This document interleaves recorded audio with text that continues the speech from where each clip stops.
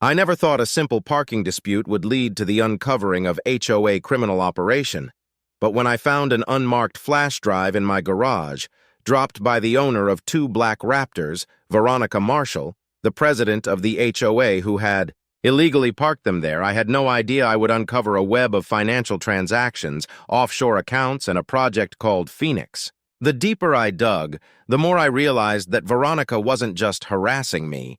She was running a money laundering operation right here in our quiet suburb. Veronica was about to learn the hard way that some violations lead to federal prison time. I was 42, a graphic designer. After leaving the city, I bought a dream house in Green Valley, not part of the Golden Hills Estates HOA. I wanted peace after my divorce and career change. For 3 months, everything was perfect, until I met Veronica Marshall, the HOA president. At a barbecue, she coldly told me my property was mistakenly excluded from the HOA, but they'd fix it soon. Weeks later, I returned from the store to find my garage partly open. 2 black Ford Raptors were parked inside, and my Honda Civic was pushed onto the driveway. Security footage showed Veronica using a remote to open my garage and directing the trucks. The unknown drivers left quickly with her. I was furious and went straight to the HOA office. Veronica looked up and said, "Oh, it's you," then offered me a seat. I refused and demanded to know why 2 unknown SUVs were in my garage and my car was outside. She sighed and said it was for the upcoming Rose Festival. The SUVs belonged to honored guests, and big vehicles didn't look good on their scenic streets, so the board decided to park them on less presentable properties, like mine. She said I should be proud, claiming their community's prestige raised my property value. I argued I wasn't part of the HOA and had proof. Veronica waved it off, saying it was an oversight being corrected and that my property would soon be part of the HOA.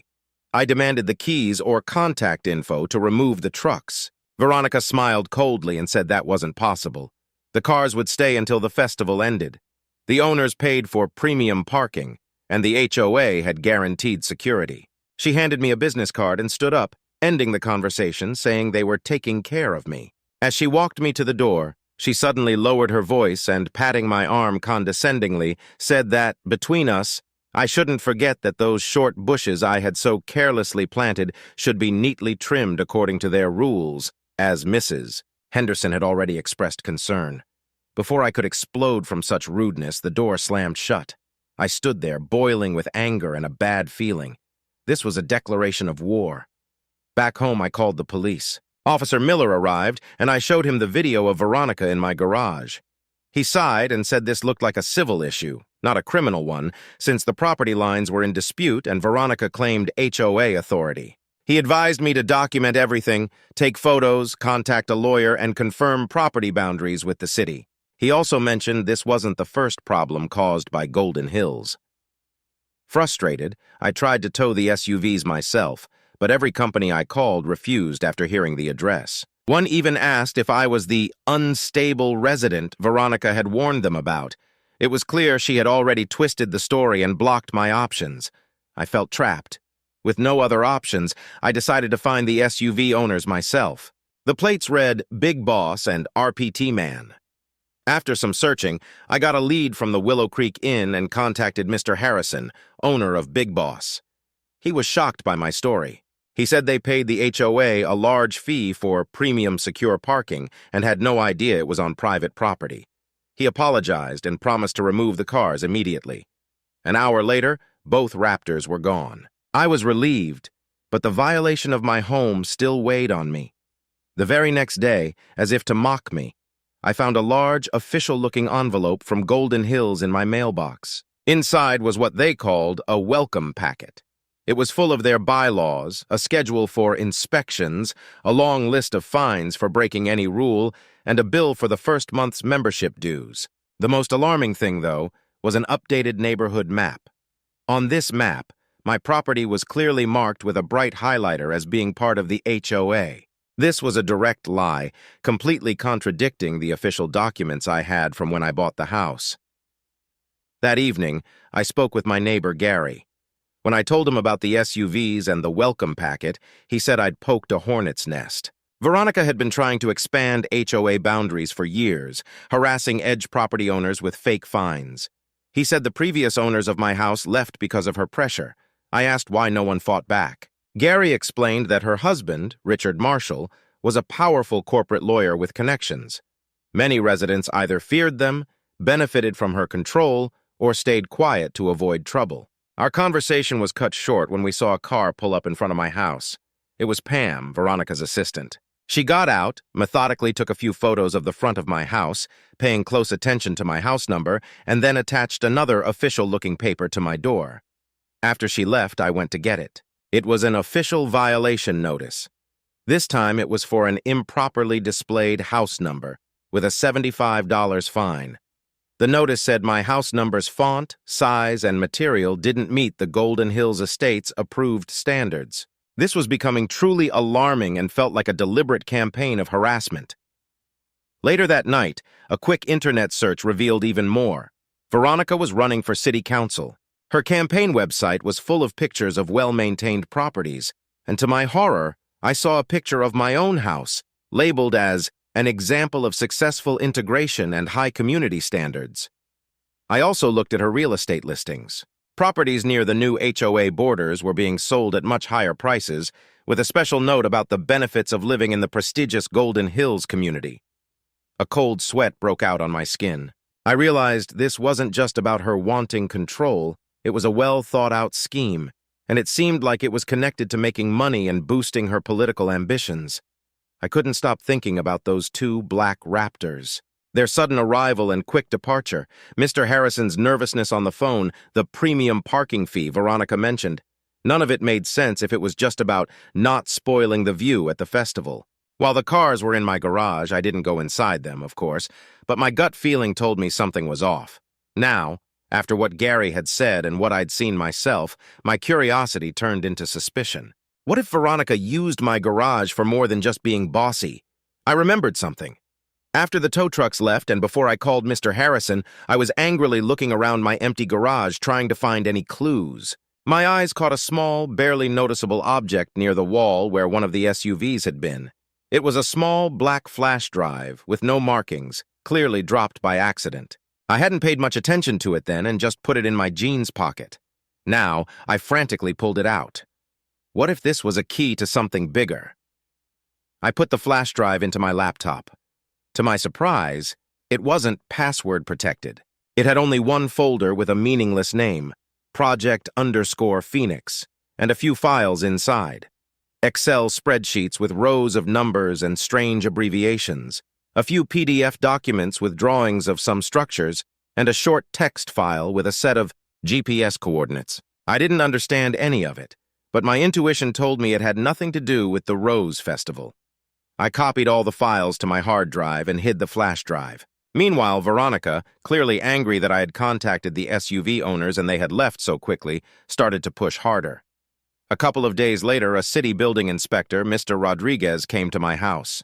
He officially told me that there had been a complaint about possible illegal renovations and construction work without a permit on my property. Although I was furious about Veronica's latest move, I stayed calm and gave the inspector full access to my house and yard and all my documents. Mr. Rodriguez was thorough but fair. After a careful inspection, he concluded that he found no violations of the building code or unauthorized work. Everything was in order. He said he didn't know who filed the complaint or why, but it was baseless. When I carefully mentioned the constant claims from Golden Hills HOA, the inspector just nodded knowingly. He confirmed that Mrs. Marshall was known for her activity, but according to the city's official zoning maps, my property was indeed not under that HOA's jurisdiction, so their internal rules didn't apply to me. It was a small but important victory. However, Veronica wasn't going to give up. Her attempt to use official channels had failed, so she decided to act more crudely. A day after the inspector's visit, while I was working in my office, I heard a noise in my front yard. Looking out the window, I saw something unbelievable.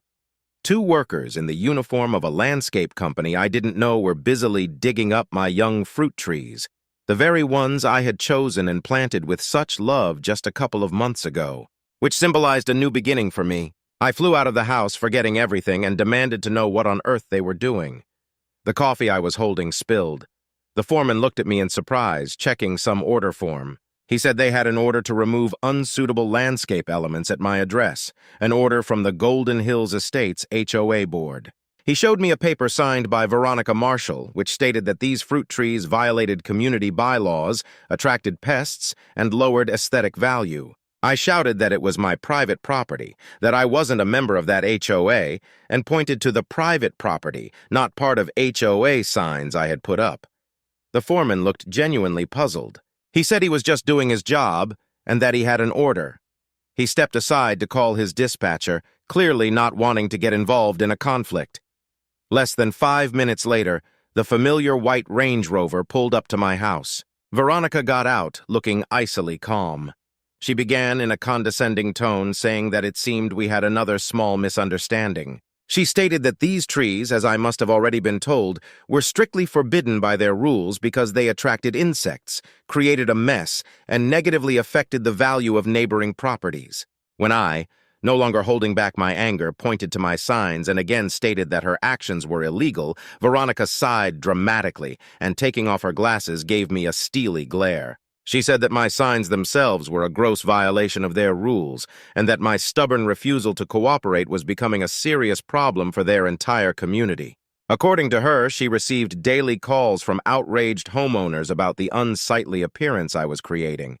I took out my phone and started recording a video, holding it pointedly so she could see. I officially informed her that her actions and the actions of her hired workers were illegal trespassing and damage to my property, and that if they didn't leave my property immediately, I would call the police and file a claim for damages. I stood firmly between the workers and the remaining trees.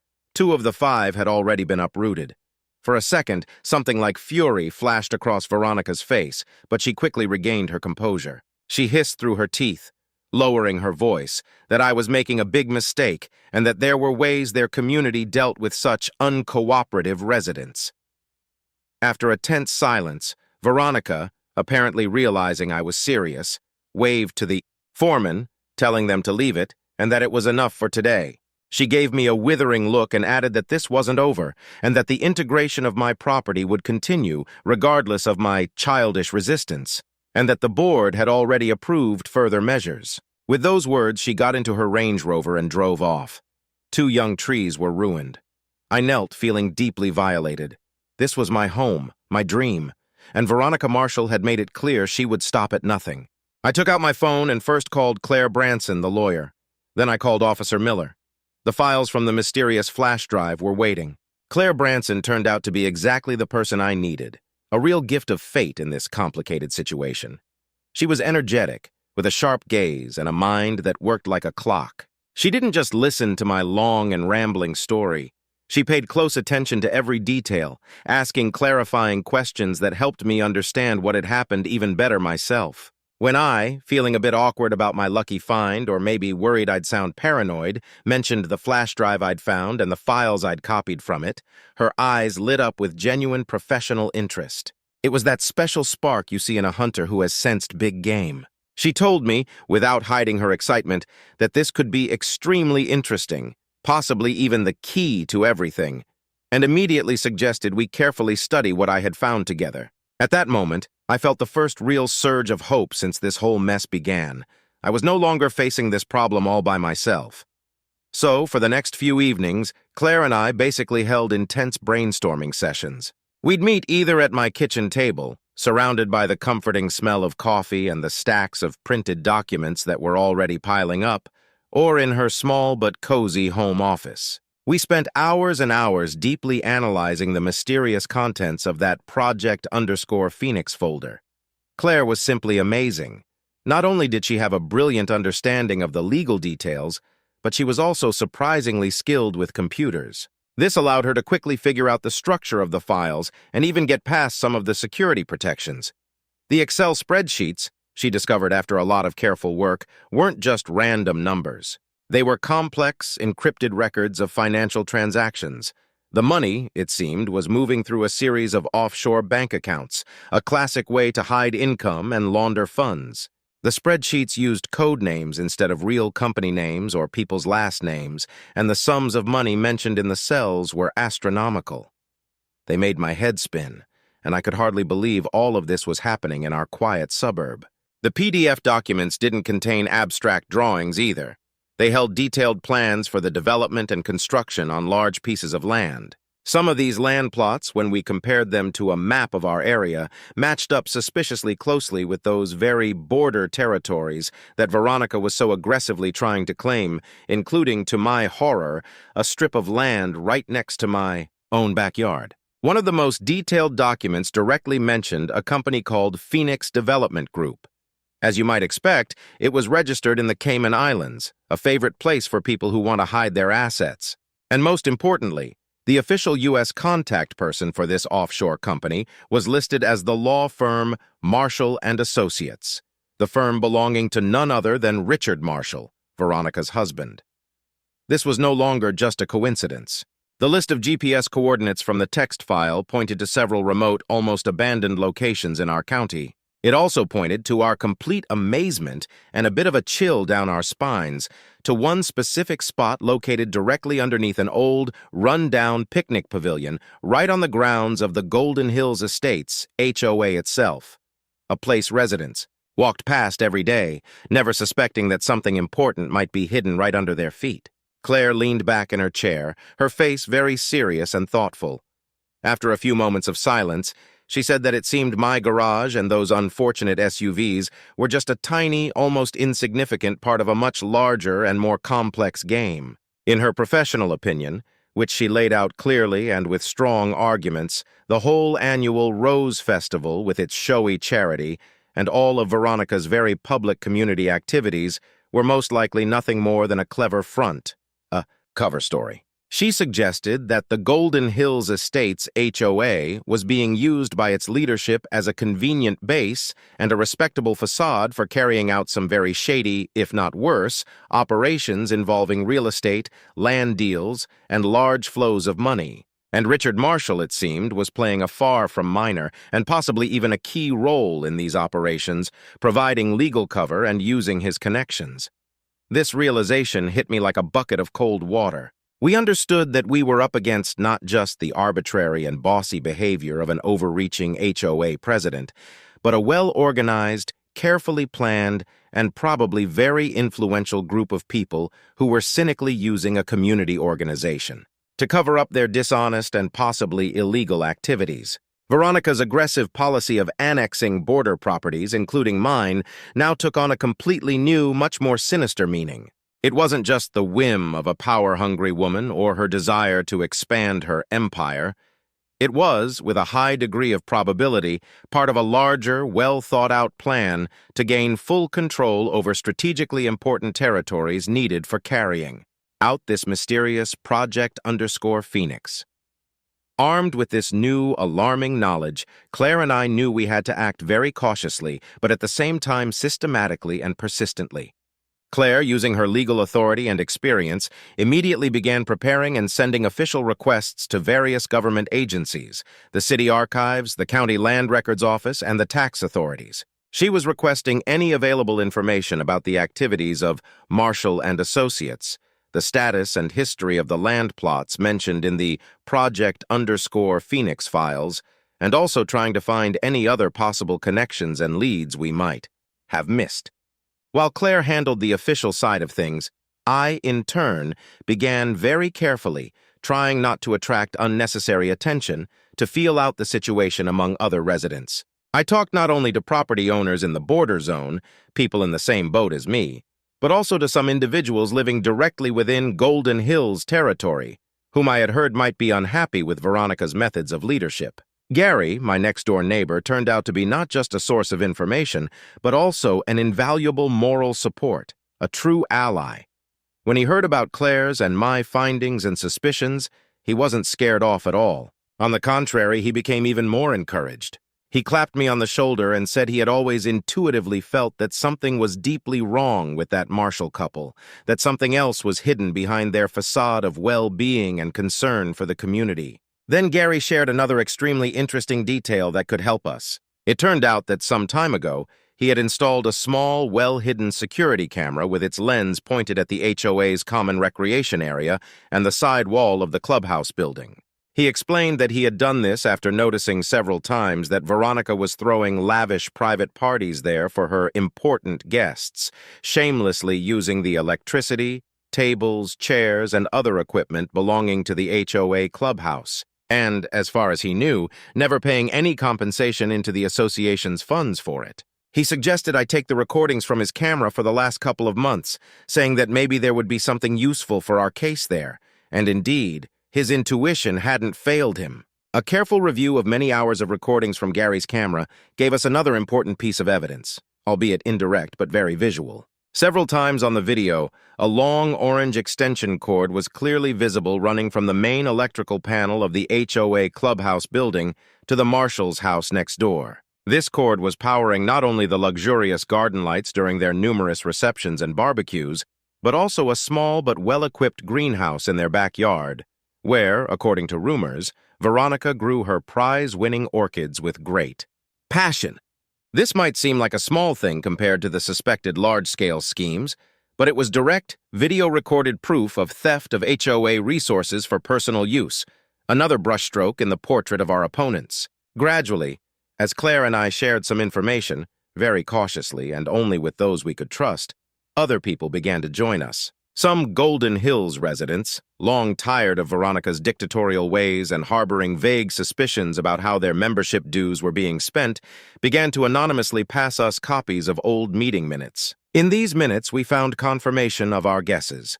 Uncomfortable questions from the previous treasurer, Eleanor Weinberg, about specific expense items were left unanswered, or Veronica would skillfully push through decisions to allocate large sums for questionable territory improvement projects or for payment of certain consulting services. The contractor for these services invariably, as if by magic, turned out to be a firm somehow connected to Richard Marshall or his business partners. Several owners of border properties who had previously been afraid to openly express their dissatisfaction, now, seeing my determination and understanding that they were not alone in their problem, agreed to provide us with their written stories and copies of documents evidencing systematic pressure, bad words, and false demands from Veronica. One of our most valuable and unexpected allies became Eleanor Weinberg herself, that very former HOA treasurer. She was an elderly but surprisingly energetic and principled lady, a retired professional accountant with many years of experience. She told us that she had been effectively forced to resign from her volunteer position 2 years earlier after she started asking too many persistent questions about the non-transparent financial flows related to the organization of the annual Rose Festival and various other special projects that Veronica initiated. Eleanor reported that Veronica had created a sort of separate events committee, which, by a strange coincidence, included only herself, her husband Richard, and her loyal shadow, Pam. The HOA board, according to Eleanor, was only provided with the most general, meaningless reports, without any detailed breakdown of income and expenses. When Eleanor, as treasurer, demanded to be provided with the full original financial documentation for conducting the annual audit, she said they first very politely but firmly hinted to her that she shouldn't complicate simple things, and when she didn't back down, they simply put so much pressure on her that she was forced to leave. Fortunately, Eleanor was a prudent person and had kept some of her old work notes and copies of a few financial documents that she had managed to obtain before her departure. Among these papers, we discovered invoices for those very consulting services provided to the mysterious Phoenix Development Group for very large, simply astronomical sums of money. Our small team of reluctant investigators and fighters for justice grew with each passing day. Every new fact, every new story told by an affected person added more and more strokes to the overall increasingly grim picture of large-scale deceit, cynical abuse of power, and possible corruption. The files from that little black flash drive, which I had accidentally found in my garage, turned out to be the very catalyst, the spark that started a chain reaction and began to expose this festering wound. I realized more and more clearly that I was now no longer just defending my own home and my own small piece of land. I was, by chance, becoming the center of resistance against an entire system built on lies, intimidation, and personal gain. Veronica, of course, was far from stupid and possessed an animal-like intuition. She must have sensed that something was happening around me, that I hadn't given up and thrown in the towel. The pressure on me intensified manifold. I started receiving anonymous notes, slipped under my door or into my mailbox, with vague but unambiguous hints to stop meddling in things that weren't my business, and to think about the consequences. One morning, I found that all 4 tires on my car had been slashed, and in our local neighborhood online group, where previously people mostly discussed lost cats and upcoming school fairs, suddenly extremely unpleasant, defamatory posts about me began to appear. The authors of these posts, surely inspired by someone, portrayed me as a quarrelsome neighbor, a troublemaker, and a disturber of the general peace. But all these pathetic attempts to intimidate me no longer worked. I had a clear goal, and most importantly, I had allies, people who believed me and were ready to go all the way. We were carefully preparing our counterstrike, and we were determined to make it crushing. After we had gathered a mountain of evidence papers, photos, statements from other people Veronica had troubled, Claire looked at me with a determined glint in her eyes. She told me she believed we finally had enough to take decisive action. She explained that just going straight to the police with everything might not be the most effective first step. She thought an investigation like that could take a very long time, maybe even years, and with Richard's connections, he would probably try to cover everything up or drag it out. So Claire suggested a different strategy. She thought we should strike where Veronica felt most in charge, most powerful, at a general meeting of the HOA. Her plan was to invite the press and a city council representative because, as Claire put it, publicity would be our best tool, our strongest way to make things happen at this stage. I learned that according to the HOA bylaws, if a group of 25 members requested it, they had to call an emergency meeting. With the help of Eleanor, the former treasurer, and other unhappy residents who were now brave enough to speak up, it wasn't actually that hard to get the needed signatures.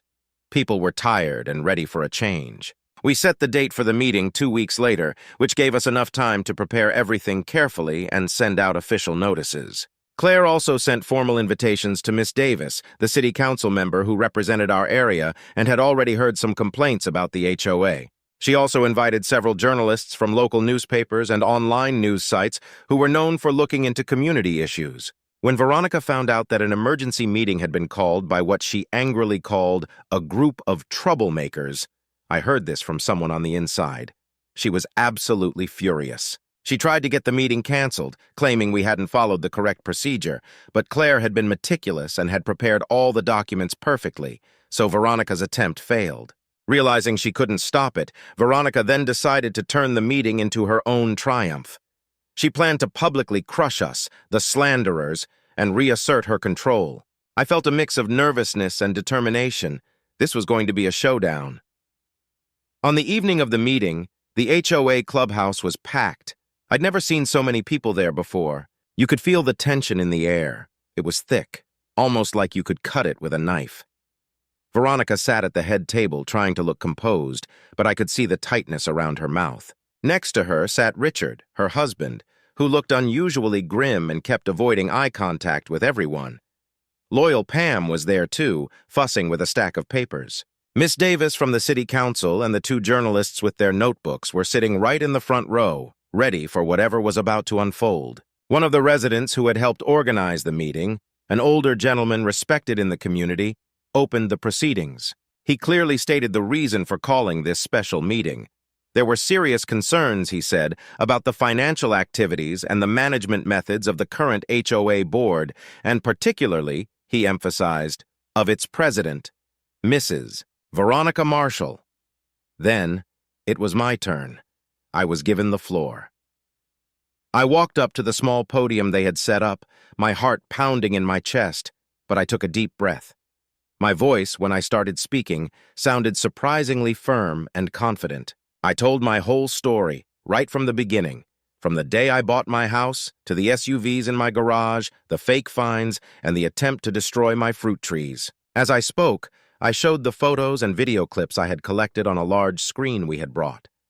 A hush fell over the room, broken only by occasional gasps or murmurs of surprise from the audience. I finished by saying that unfortunately my story was not unique, and that this wasn't just about the rights of people living on the border of the HOA. This was about I told them, a systematic pattern of deceit and bad actions that affected every single member of Golden Hills Estates. After I finished, Claire took the floor. As a lawyer, she was calm, clear, and methodical.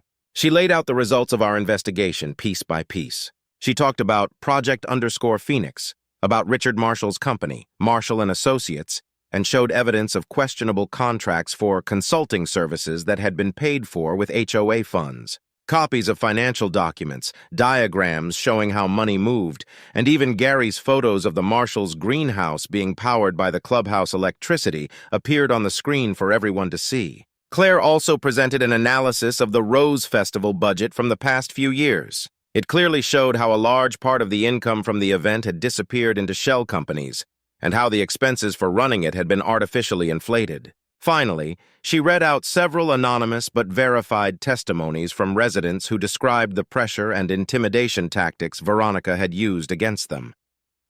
When Claire finished her presentation, there was a deafening silence in the room.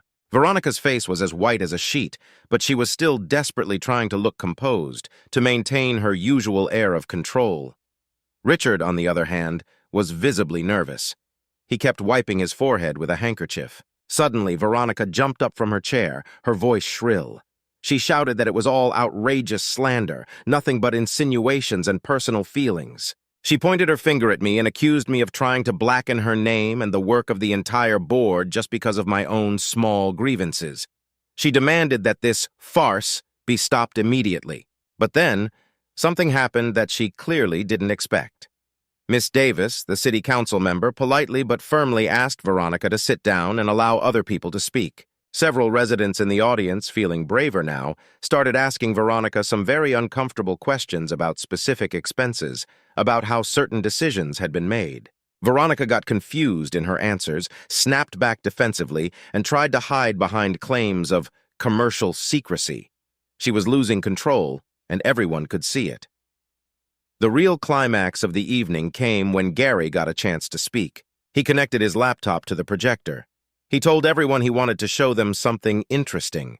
An image from his security camera appeared on the screen, dated just 2 days before. It clearly showed Richard Marshall, late at night, trying to hide several boxes filled with documents and a few computer hard drives in the dumpster behind the clubhouse. Then Gary held up what looked like a few burnt folders and a melted hard drive. He told the room that he and a few other neighbors had found those items in that same dumpster earlier that morning. He looked directly at Richard and asked if this was an attempt to get rid of evidence. Richard jumped up, muttering something about it just being old junk. But at that exact moment, one of the journalists stood up and asked Mr. Marshall if he could comment on information that his firm, Marshall and Associates, was the main beneficiary of several large contracts with the Golden Hills Estates HOA, totaling over $500,000 in the last 3 years, for services that were very vaguely described. That was the final blow, the knockout punch. Richard turned even paler, if that was possible, and just collapsed back into his chair, looking defeated. Veronica stared at him, her face a mask of fury and despair. The meeting ended with a series of votes. With an overwhelming majority, the members decided Veronica Marshall was immediately removed from her position as president of the HOA. The entire current board of directors was also forced to resign.